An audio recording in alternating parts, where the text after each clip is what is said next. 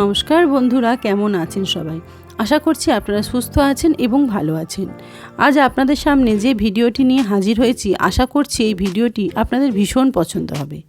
বন্ধুরা, সবসময় আমরা আমাদের মুখের, ত্বকের এবং হেয়ারের পরিচর্যা করে থাকি, যাতে আমাদের মুখ, ত্বক এবং চুল ভীষণ ভালো থাকে, গ্লোয়িং থাকে এবং হেলদি থাকে তার জন্য। কিন্তু এসবের যত্ন নিলেও আমরা আমাদের হাত ও পায়ের সঠিক যত্ন নিতে পারি না বা নেবার সময়ই থাকে না।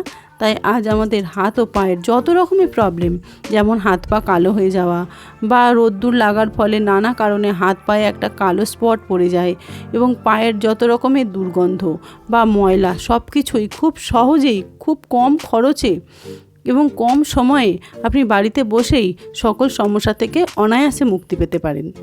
আজকে যে পদ্ধতি দেখাবো, এটা বানানো যতটা সহজ তার থেকেও বেশি কার্যকরী এটি।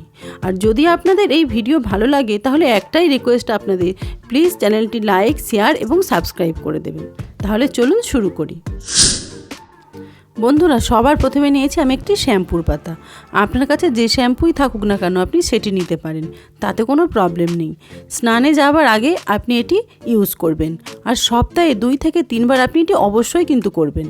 আমাদের পায়ের কালো হয়ে যাওয়া, কালো স্পট, ধুলো, ময়লা, পায়ের দুর্গন্ধ সব দূর হয়ে যাবে যদি আপনি সপ্তাহে 2 থেকে 3 বার এটি ইউজ করেন। তাহলে আপনাকে আর পার্লারে গিয়ে অনেক টাকা খরচ করে পেডিকিউর আর করার কোনো প্রয়োজনই পড়বে না।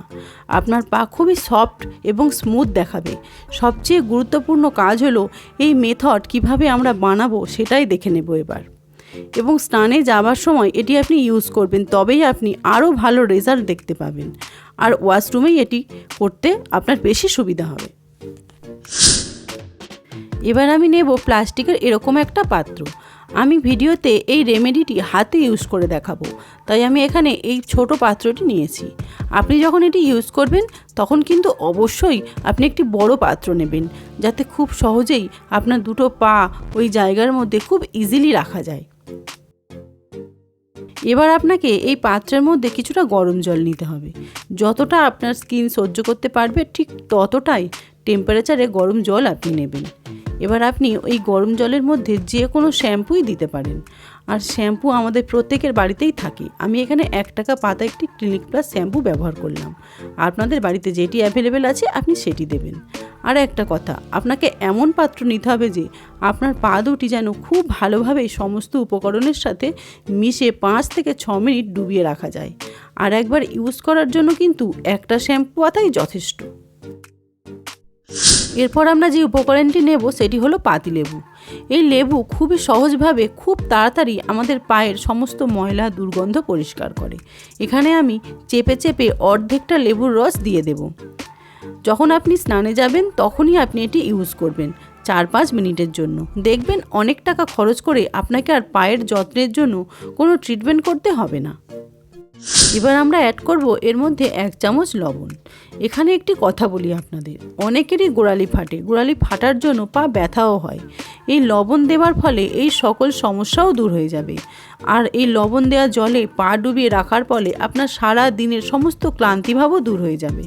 আপনার হাত পা কোমল এবং মসৃণ দেখাবে। আপনার হাত পা ভীষণ সুন্দর লাগবে। আপনার নিজের হাত পা দেখে আপনার নিজের ভীষণ ভালো লাগবে। লবণটা অ্যাড করার পর ভালো করে এটি আমরা মিক্স করে নেব।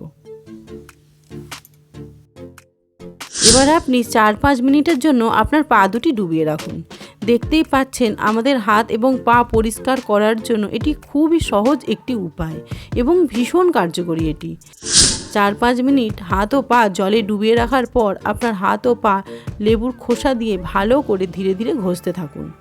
আবার একটু ডুবিয়ে রাখুন। আমার বিশ্বাস এই রেমেডিটি আপনি একবার ইউজ করলে আপনার বারবার এটি ইউজ করতে ইচ্ছা হবে, কারণ এত ভালো রেজাল্ট আপনি পাবেন। 5-6 মিনিট পর এবার আপনি অবশ্যই আপনার হাত ও পা ঠান্ডা জল দিয়ে ভালো করে ধুয়ে নেবেন এবং শুকনো কাপড় দিয়ে মুছে নেবার পর ভালো করে হাতে ও পায়ে ময়েশ্চারাইজার লাগিয়ে নেবেন।